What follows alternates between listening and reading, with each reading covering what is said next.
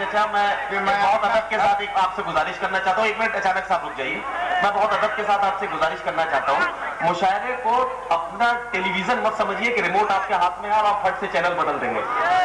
मुशायरे की अपनी कुछ मजबूरियां होती हैं, कुछ जिम्मेदारियां होती हैं, और नाजिम होने के नाते मेरी जिम्मेदारियां हैं कि मैं अपने फहरिस्त के तमाम शायरों को अच्छी तरह से पढ़वा सकूं।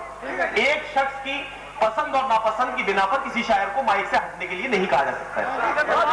अचानक वो भी माइक पर। मैं अपना घर जलाना चाहता हूँ। फिर देखेंगे आप, मजा भी है, तंज भी उसमें, कि मैं अपना घर जलाना चाहता हूँ, पड़ोसी को फंसाना चाहता हूँ।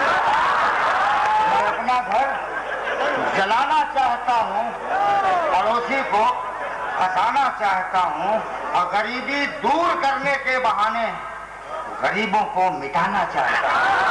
गरीबी दूर करने के बहाने गरीबों को मिटाना चाहता हूँ। और ये शेर आपको गुजरात ले जाएगा कि जहाँ इंसान को जिंदा जला दे, जहाँ इंसान को जिंदा जला दे, मैं वो बस्ती बचाना चाहता हूँ। मैं अपना घर जलाना चाहता हूँ।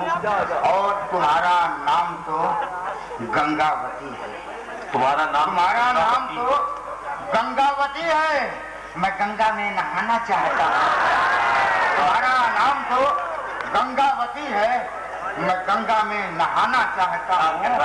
और ये जनता भाड़ में जाए अचानक, ये जनता भाड़ में जाए अचानक। मैं नेता हूँ, कमाना चाहता हूँ। मैं नेता हूँ, कमाना चाहता हूँ। 4 मिनट और देख ले इसमें।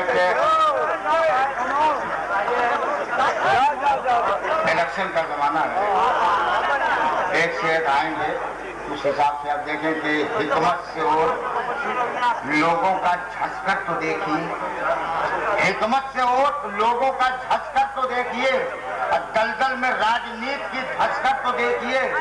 अरे संसद भवन में आपको मिल जाएगी पनाह, मायावती की जुल्फ में फंसकर तो देखिए।